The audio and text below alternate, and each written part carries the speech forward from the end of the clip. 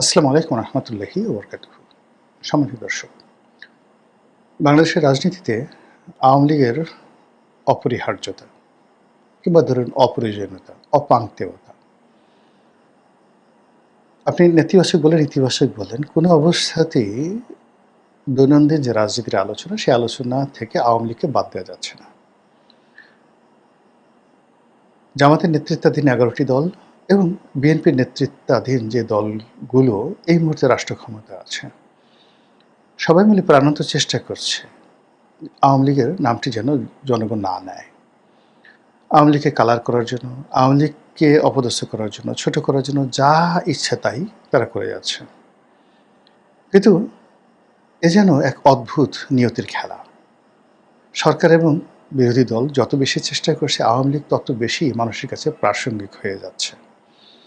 আলাপ আলোচনায় পথে ঘাটে মাঠে রাস্তায় যেখানে আলোচনা হচ্ছে, সেটা বিদ্যুৎ নিয়ে হোক, ভাঙাচোরা রাস্তা নিয়ে হোক, কর্মসংস্থান নিয়ে হোক, আইনশৃঙ্খলা নিয়ে হোক, ঘুরে ফিরে মানুষ আওয়ামী লীগের কথা বলছে। আবার যখন আওয়ামী লীগের নাম আসছে অপরিহার্যভাবে, সেখানে শেখ হাসিনার নাম চলে আসছে কয়েকটা কারণে। আমাদের দেশে পারিবারিক রাজনীতি, সেই পারিবারিক রাজনীতিতে দুটো পরিবার রাজনীতিতে মোটামুটি সেটেল হয়ে গেছে। একদিকে শেখ পরিবার, অন্যদিকে জিয়া পরিবার, অর্থাৎ বঙ্গবন্ধু পরিবার, আর অন্যদিকে জিয়া পরিবার। তো সেক্ষেত্রে বঙ্গবন্ধু পরিবারে শেখ হাসিনার যে বিকল্প নেতৃত্ব, সেই বিকল্প নেতৃত্বটা এখনো পর্যন্ত গড়ে ওঠেনি।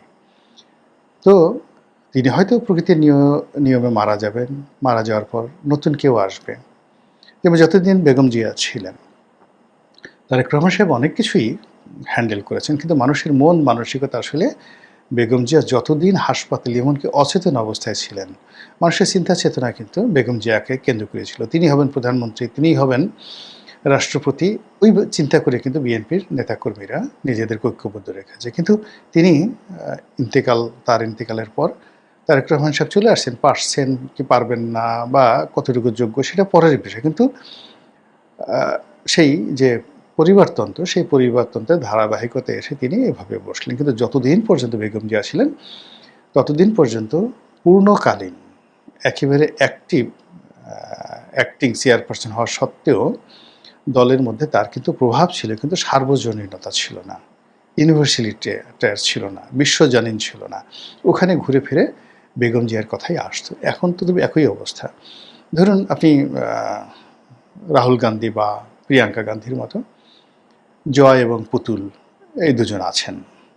পুতুলের বাইরে আপনি শেখ রেহানার যে অংশটা আছে, সেটা আপনি ববি ধরেন, রূপন্তী কিংবা টিউলিপ সিদ্দিকী, যাদেরকে ধরেন না কেন, মানে তারা যথেষ্ট মেধাবী, রাজনীতিতে পরিপক্ক এবং বলতে গেলে বাংলাদেশের নেতৃত্ব দেওয়ার মতো সমস্ত প্রজ্ঞা তাদের আছে, কিন্তু তারা ওটাকে নিয়ে বাহাদুরি করা, ফ্রন্ট লাইনে আসা, এই কাজগুলো তারা করছেন না, ইনক্লুডিং রেহানা সহ।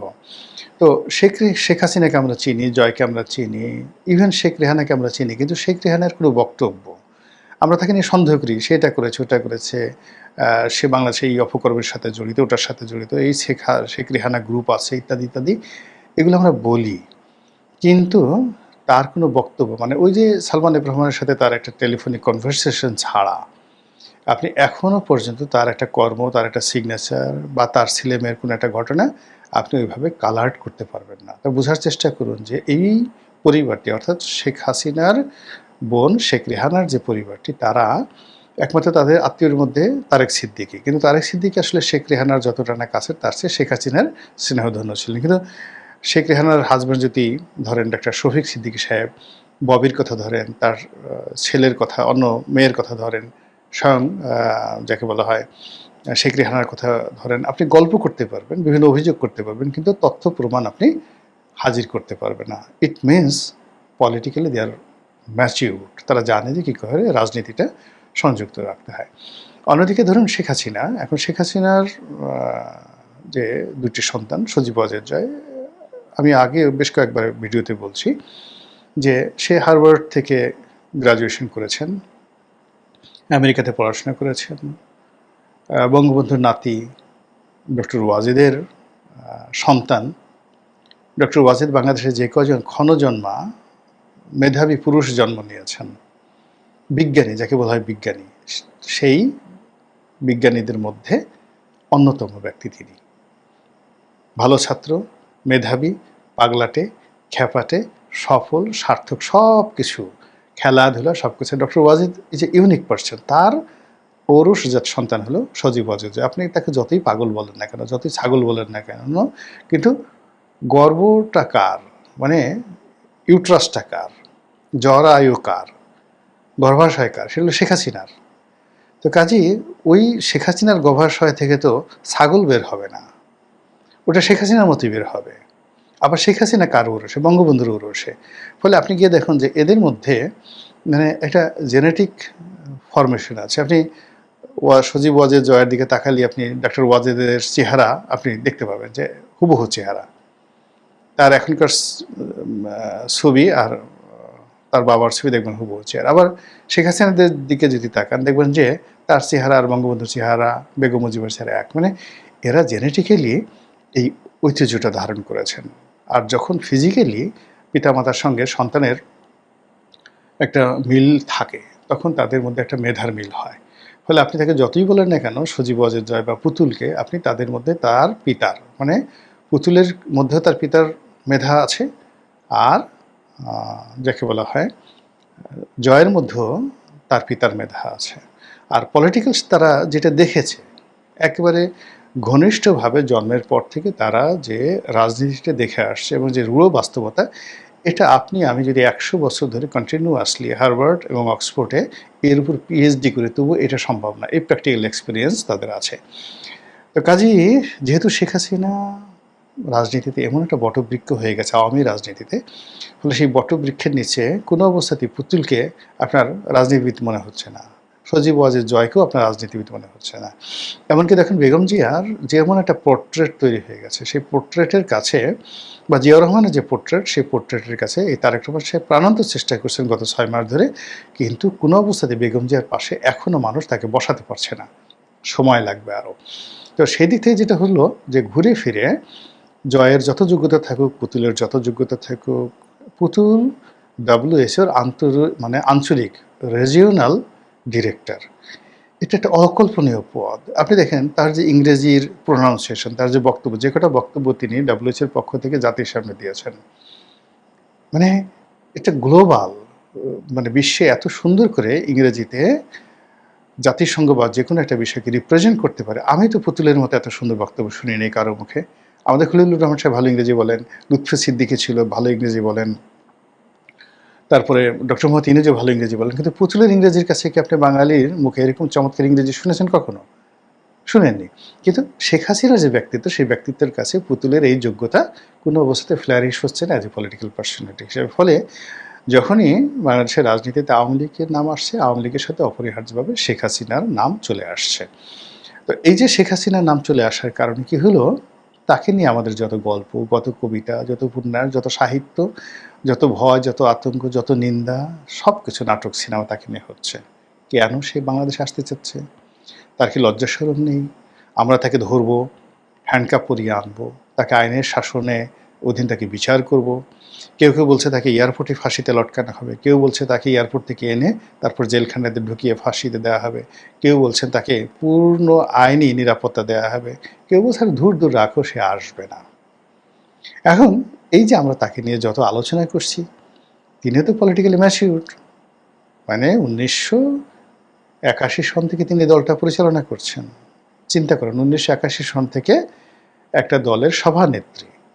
আর 1975 সালের পর থেকে 81 প্রবাসী থেকে তারেক রহমান সাহেব যেভাবে লন্ডনে থেকে বিএনপি পরিচালনা করছে, তিনিও প্রবাসী থেকে আওয়ামী লীগের যত সব কিংবদন্তির নেতৃত্ব, সেটা মোস্তফা মহসিন মন্টু, ডক্টর কামাল হোসেন, তারপরে আব্দুর রাজ্জাক, তোফায়েল আহমেদ, এরকম সব জায়ান্ট নেতাদেরকে তিনি পরিচালনা করে, কাদের সিদ্দিকী, লতিফ সিদ্দিককে পরিচালনা করে তাদের মাথার উপরে এসে আপন যোগ্যতায় সভানেত্রী হিসেবে ছড়ি ঘোরাচ্ছেন আজকের দিন পর্যন্ত।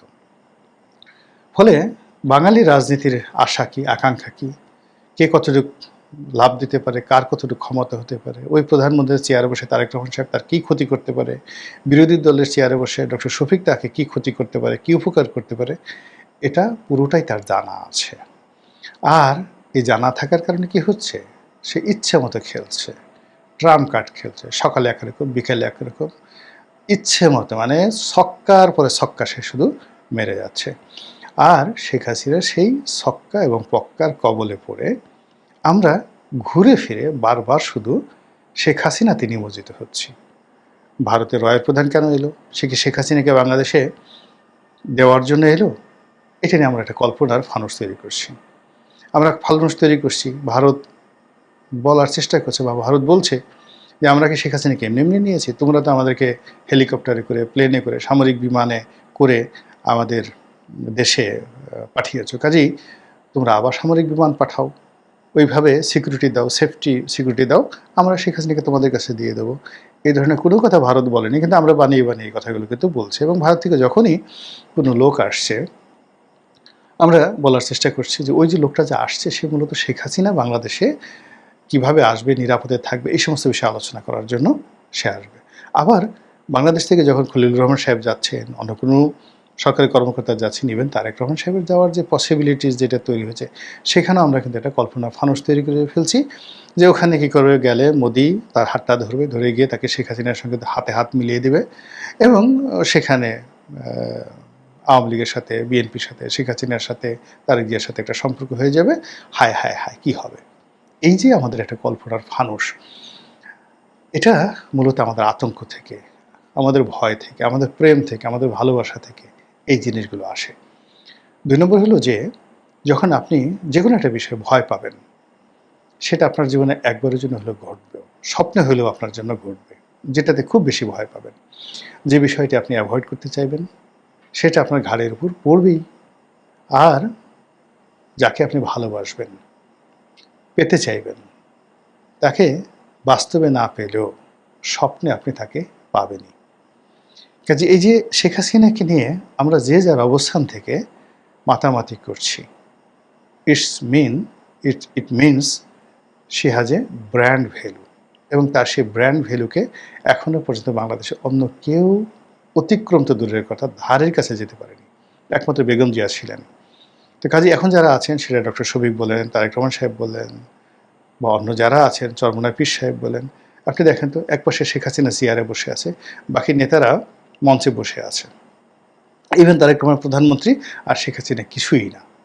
শেখ হাসিনা বসে আছে মঞ্চে, একেবারে ওই যে আপনি দেখবেন বুড়ি, যেভাবে এখন তাকে পোর্ট্রেট আঁকা হয়েছে, ক্যান্সার হয়ে গেছে, মরে গেছে, ভিক্ষা করতেছে রাস্তায়, এরকম অনেকগুলো ছবি টবি আপনারা প্রচার করছেন, ওইরকমই একজন বুড়ি বা ভিক্ষুককে খালি শেখ হাসিনার মুখটা সহ চেয়ারে বসায় দেন, তার পাশে ডক্টর ইউনূসকে বসায় দেন, সঙ্গে সঙ্গে উইদিন 1 মিনিটে ডায়রিয়া হয়ে যাবে, কাপড় চোপড় চেয়ার সবগুলো নষ্ট করবে। এবং এটা দেখেন, মানে মানুষের প্রেশারে এবং উচ্চতায় যে কী অবস্থা। আপনি ধরেন 10 দিন আপনার কোষ্ঠকাঠিন্য, এই 10 দিন কোষ্ঠকাঠিন্য নিয়ে আপনি পাহাড়ে উঠেন, পাহাড়ে উঠে আপনি আপনার সামর্থ্যের বাইরে পানি খাওয়া ছাড়া, সুগার ছাড়া আপনি পাহাড়ে উঠেন, আপনি দেখুন মুহূর্তের মধ্যে আপনার ডিহাইড্রেশন হয়ে গেছে, একেবারে যেটাকে বলা দাস্ত, জোলাপ, ডায়রিয়া, হাগা হয়ে যাবে, কাপড় চোপড় সব হয়ে যাবে।